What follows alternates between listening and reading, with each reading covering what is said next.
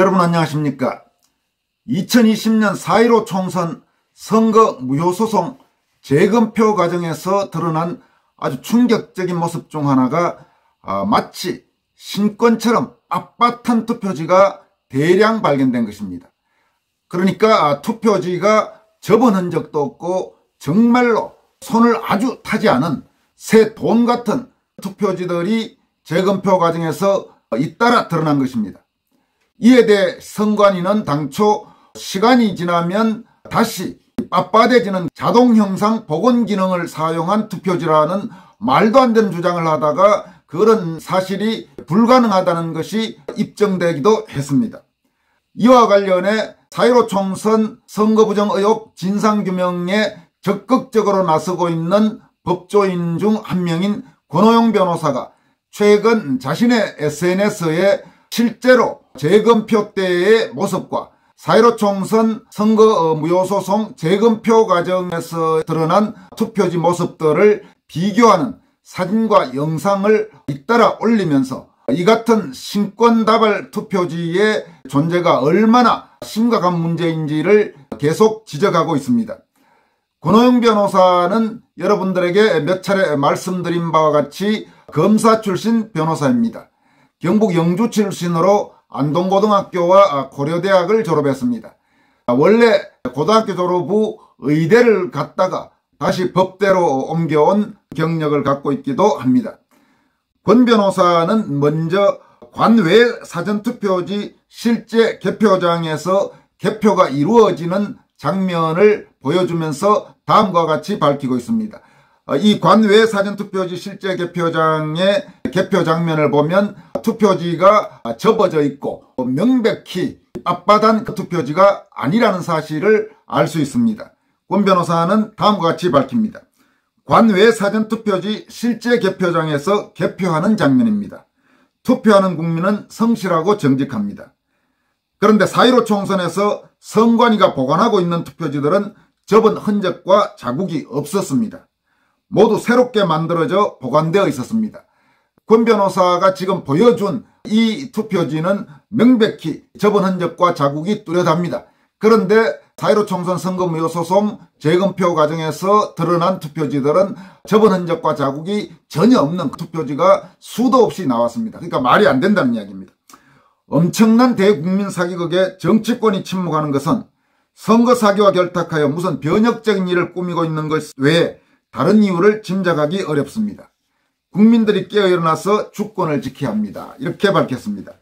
권 변호사는 또 지난해 지방선거 개표장의 투표지들을 역시 보여주고 있습니다. 그 투표지들도 모두 접혀있는 흔적이 아주 뚜렷합니다. 그러면서 다음과 같이 밝혔습니다. 개표장 가장 최근의 선거인 2022년 6월 1일 제8회 전국 동시지방선거 보궐선거 수도권 개표장 투표지를 보세요. 그러면서 접힌 흔적들이 있는 투표지들을 보여주고 있습니다. 반면 4.15 총선 인천 연수원 선거 무효소송 재검표 때 나왔던 그 빳빳한 투표지, 완전히 신권처럼 빳빳한, 그러니까 어떤 접은 흔적도 없고 자국도 없습니다. 그런 투표지가 재검표 과정에서 무더기로 쏟아져 나온 것입니다. 권 변호사가 밝힌 내용은 다음과 같습니다. 이 투표지는 4.15 총선 인천 연수원 선거 무효소송 원고 민경욱에서 대법원에 다시 제출된 인천 연수구 송도 2동 6투표소의 선거일 당일 투표지 박스에 담긴 투표지들과 투표지 사진입니다. 전부 새로 제작된 것으로 가짜 투표지로 생각됩니다. 이런 투표지를 투표장에서 투표관리관 자신이 날인한 사실이 없고 이런 투표지들을 본 적도 없는데 나중에 언론을 통해 들었다고 증언한 내용과 증거들이 다 무시되고 부정선거라는 주장이 입증되지 않았다고 하고 선거는 유효하다고 판결했습니다. 이런 선거가 유효하다면 나라가 설 수가 없습니다. 국민들은 대법원의 판결을 믿지 못합니다. 재판에 대한 불신은 국가와 국민에게 유익하지 못합니다. 현직 법관들도 대법원이 선거 무효소송에서 허위 판결을 한 점에 대하여 문제 제기하고 일어나서 정의를 세워야 하지 않겠습니까? 그러니까 지금 이런 문제들, 그러니까 실제로 선거 당일 개표장에서 나온 투표지들은 보면 상당수가 모두 접혀 있고 그런 흔적들이 뚜렷합니다. 구겨져 있고. 그런데 왜 4.15 총선 선거무효소송 재검표 과정에서 나타난 표들은 접힌 자국이 전혀 없이 아주 빳빳한 마치 다리미로 밀어도 그렇게 될 수 없는 새돈과 같은 투표지가 나올 수 있는지 그에 대한 합리적인 설명을 그 누구도 하지 못하고 있습니다.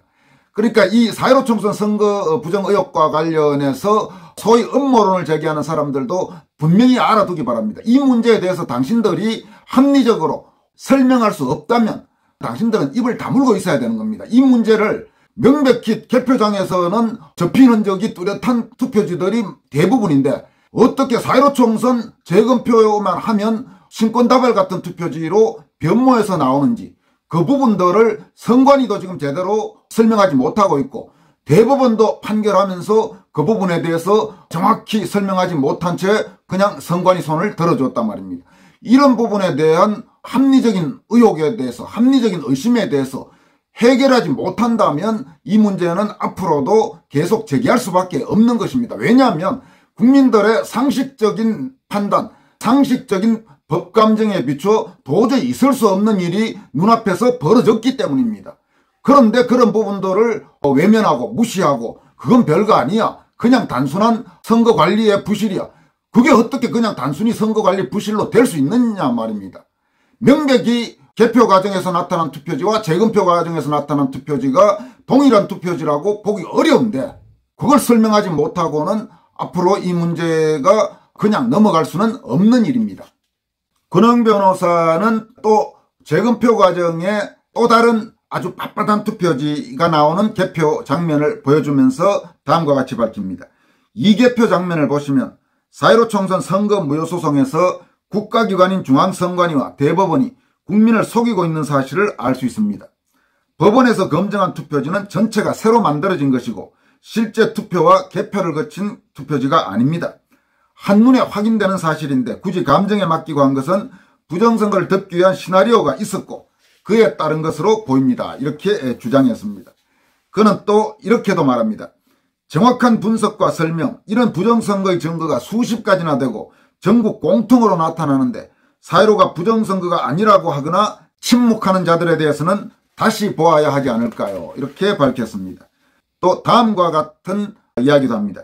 2020년 4월 15일 제21대 총선에서 사용하지 않은 위조 투표지를 대상으로 검증을 마쳤다고 선거에 무효 사유가 없다고 한 대법원 판결은 무효입니다. 국가의 최고 재판기관인 대법원이 사실과 상식에 어긋나게 허위 판결한 것에 대하여는 국가의 다른 권력인 수사권을 발동하여 조사 처리해야 합니다. 이런 헌법과 법률의 사법 시스템이 작동하지 않는다면 정상적인 사고와 양심을 가진 국민들은 긍지와 희망을 가지고 살아가기가 어렵습니다. 이 문장은 한 번 더 여러분들에게 강조합니다. 이런 헌법과 법률의 사법 시스템이 작동하지 않는다면 정상적인 사고와 양심을 가진 국민들은 긍지와 희망을 가지고 살아가기가 어렵습니다. 권 변호사는 또 대한민국의 입법, 행정, 사법부를 전부 불법적으로 부당하게 패거리들을 심어 장악했던 이유가 요즘 솔솔 드러나고 있다. 마지막 검증에서 재판연구관 판사들도 스스로 판사가 아니라고 말하기도 하고 고개를 들지 못했다. 대법관이 불법을 하니 그 밑에서 일하게 된 판사들이 스스로 자신은 판사가 아니라고 하는 대한민국 사법부다. 알아서 경강부회하고 진실을 은폐한 법관들과 정치인들, 심지어 입을 다물거나 부정선거의 편에 든 자들은 반드시 책임을 져야 한다. 역사에서 교훈을 얻어야 한다. 이렇게 강조했습니다. 권오영 변호사와 함께 4.15 총선 선거 부정 의혹 진상규명운동에 적극 나서고 있는 법조인인 도태우 변호사도 최근 자신의 SNS를 통해서 4.15 선거 관련 대법원 판결의 문제점을 우선 3가지만 압축해서 들겠다며 다음과 같이 밝히고 있습니다. 1. 선관위의 주장만 듣고 은폐됐던 임시사무소의 통신선이 선거 전용 통신선과 망분리가 되어 문제없다고 한 것. 2. 재검표 때 1974매 중 1000매 이상 투표지의 인형이 뭉개져 나왔고 투표관리관과 사무원은 이를 본 적이 없었다고 증언했는데도 못 봤을 수 있다고 판결해서 말한 점. 3. 본드가 떡칠된 투표지와 같이 해명이 불가능한 증거의 경우 감정 신청을 아예 받아주지 않고 판결문에서 끝까지 언급을 회피한 점, 이렇게 세 가지를 우선 문제점으로 들었습니다. 판사 출신의 차규환 변호사는 도태우 변호사의 이 같은 SNS를 자신의 SNS에 인용하면서 다음과 같이 짧게 코멘트했습니다. 사법부가 바로 서려면 이번 선거무효소송 재판을 한 대법관들을 언젠가 청문회에 불러야 하지 않을까. 도대체 이런 걸 재판이라고 하고 우리가 그걸 수용해야 하나. 이렇게 바로 본인이 판사 출신인 차규환 변호사가 4.15 총선 선거무효소송 재판을 맡았던 대법관들을 통렬하게 질타했습니다. 오늘 소개해드린 권오영 변호사나 도태우 변호사, 또 차규환 변호사, 이런 법조인들은 공통적으로 사람들이 참 맑다는 느낌을 주는 법조인들입니다. 개인적으로 아는 법조인들도 있고 직접 만나본 적은 없어도 그동안 이런저런 경로를 통해서 대략 어떻게 인생을 살아온 사람인가라는 것을 알고 있는 법조인들이 대부분입니다. 오늘 소개한 권오영, 도태우 변호사 외에 윤용진 변호사나 박주현 변호사도 마찬가지입니다. 이들 법조인 중에서 권오영 변호사와 관련해서 권 변호사의 친구인 홍승기 변호사가 최근 내 친구 권오영 변호사란 글을 써서 화제가 되고 있습니다. 홍승기 변호사는 한국 변호사이기도 하고 미국 뉴욕주 변호사 자격증도 갖고 있습니다. 인하대 로스쿨 교수를 하기도 했습니다. 아마 권오영 변호사와는 고려대 동문이 아닌가 이렇게 짐작이 됩니다. 홍승기 변호사가 쓴 내 친구 권오영 변호사란 글을 여러분들에게 소개해드리겠습니다. 들어보시면 권오영 변호사가 어떤 사람인지 아마 짐작이 가실 걸로 생각합니다. 참고로 권오영 변호사는 법조인이기도 하면서 정신장애인들의 인권 옹호 활동을 활발하게 해오고 있는 그런 법조인이기도 합니다. 홍승기 변호사의 내 친구 권오영 변호사란 제목의 글은 다음과 같습니다. 정신질환자 장기 입원이 횡행하는 사회였다. 정신질환자 강제 입원과 입원 갱신이 별 통제 없이 이루어졌기 때문이다. 환자를 병원에 가둬두면 가족도 편하고 사회도 편하고 정부 보조금 받는 병원도 행복했다. 정신질환자의 재사회화와는 거리가 멀다. 2016년 9월 헌법재판소는 정신보건법 제24조에 대해 헌법 불합치 결정을 내렸다. 정신보건법 제24조에 의해 보호의무자 2명의 동의와 정신과 전문의 1명의 입원 결정만 있으면 환자를 입원시킬 수 있었다. 입원 갱신도 마찬가지였을 것이다. 헌법재판소는 정신질환자의 강제 입원이 현실과 맞지 않는다고 했다. 내 친구 권오영 변호사가 15년 동안 노력한 결실이었다. 헌법재판소 결정 이후 2017년 5월 30일 정신건강복지법이 정신건강증진 및 정신질환자 복지서비스 지원에 관한 법률, 약칭 정신건강복지법으로 전면 개정되었다. 보건복지부 홈페이지에서는 기존 강제 입원 시 전문의 1인의 진단으로 입원했으나 정신건강복지법은 서로 다른 정신의료기관 소속인 전문의 2인의 진단을 받아야 2주 이상 입원이 가능하다고 뽐낸다. 그러나 그 정도 장치로는 어림도 없다는 게 운동가들의 주장이다. 권오영 변호사는 의대를 1년 다니다가 법대로 왔다. 검사 임명받을 때 친구들이 걱정을 많이 했다. 저렇게 여리고 착한 인성으로 어떻게 피의자를 다루나. 아니나 다를까 검사 7년 만에 더는 견디지 못하고 사표를 냈다. 연고도 없는 인천에서 변호사 개업을 했는데 그 후에는 얼굴이 밝아졌다. 정신질환 국제세미나를 주최하고 매끈하게 동시통역 수준의 순차통역까지 해내는 데는 깜짝 놀랐다. 2012년 로스쿨 선생을 시작하면서 리걸 클리닉 센터를 맡게 됐다. 에일대 리걸 클리닉의 IT 난민 사건을 떠올렸다. IT에 쿠데타가 일어나자 정치적 박해 위기에 놓인 IT인들이 조각배에 몸을 싣고 플로리다 해안으로 밀려왔다. 부시 행정부는 이들을 쿠바의 미군 해군기지 관타나모에 수용하고 입국을 막았다. 이들 IT인들에게 난민지위를 부여하여 입국을 허락하라는 소송을 고홍주 교수가 리걸 클리닉 수업으로 진행했다. 권오영 변호사의 제안으로 인하대 리걸 클리닉 센터가 정신장애인 헌법소송을 지원하기로 했다. 아까 말씀드린 대로 홍성기 변호사는 인하대 로스쿨 교수를 거친 바가 있습니다. 학생들이 연구원으로 참여하고 권오영 변호사가 법정에 서는 방식으로 진행했다. 우리나라에서는 로스쿨을 도입하면서 교수의 실무 활동을 법으로 막았다. 리걸 클리닉 센터를 담당하는 교수가 그 케이스를 들고 법정에 설 수 없다. 로스쿨 제도가 얼마나 황당하게 기획되었는지 보여주는 단면이다.